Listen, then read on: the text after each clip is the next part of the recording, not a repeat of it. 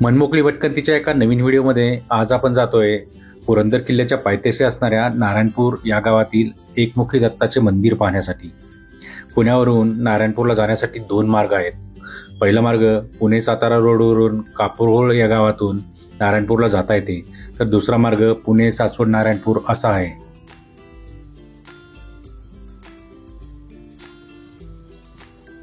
नारायणपूर हे एकमुखी व षडभुज दत्तमूर्तीमुळे प्रसिद्धीस आलेले आहे। सामान्यतः त्रिमुखी व षडभुज दत्तमूर्ती असते, पण येथे ती एकमुखी आहे। त्यासमोरच संगमरवरी पादुका सुद्धा आहेत। श्री सद्गुरू नारायण महाराज उर्फ अण्णा यांच्यामुळे या मंदिराची प्रसिद्धी महाराष्ट्रभरात झालेली आहे। नारायण महाराजांचे प्रवचन ऐकण्यासाठी खूप दूरवरून भाविक येथे येतात।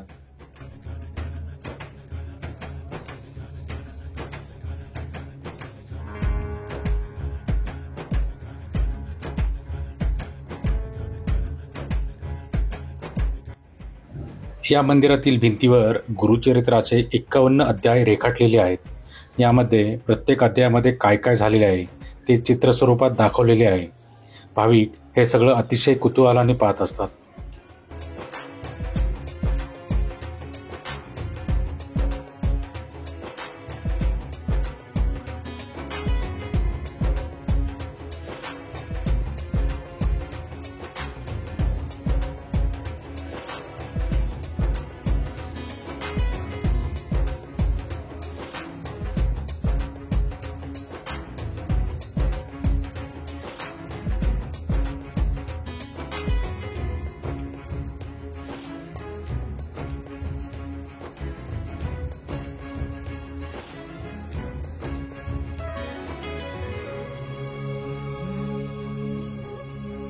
नारायण महाराज हे विविध समाजकार्यात नेहमी अग्रेसर असायचे।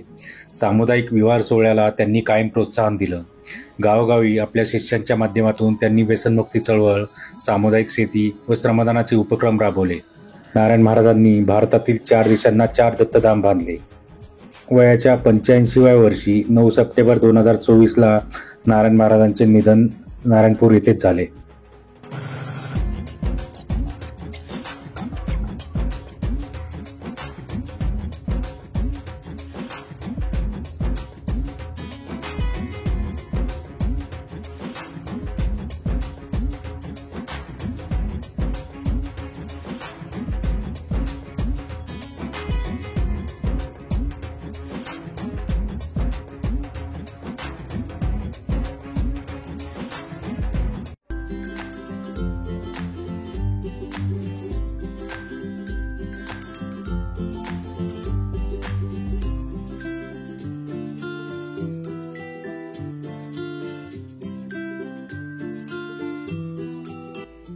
दत्त मंदिराच्या शेजारीच आपल्याला नारायणेश्वराचे मंदिर पाहता येते।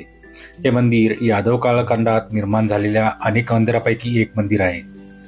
मंदिर भव्य असून कालाच्या ओघात त्याची थोडीफार पडझड झालेली आहे, पण अजूनही ते चांगल्या स्थितीत आहे। मंदिरावर सुंदर शिखर उभे आहे। या मंदिराचे प्रवेशद्वार, स्तंभ, छत, भिंती या सर्व ठिकाणी शिल्पकाम केलेले आहे।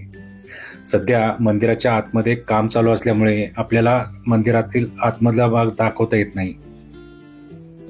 हा मंदिर परिसर अतिशय भव्य असा आहे। सदर मंदिरात जुनी गुरुचरित्र पारायणाची जागा आहे। पुरातन दत्त पादुका आहेत। या मंदिरात जुना औदुंबर वृक्ष आहे। नारायण महाराजांनी इथेच तपश्चर्या केल्याचे सांगतात। दर गुरुवारी पौर्णिमेला इथे भाविकांची खूप गर्दी असते, तर दत्त जयंतीचा फार मोठा उत्सव या ठिकाणी साजरा केला जातो। देशभरातून भरपूर भाविक या काळात नारायणपुरात येत असतात। मंदिराच्या परिसरात भक्तांना राहण्याची व प्रसादाची व्यवस्था सुद्धा केलेली आहे।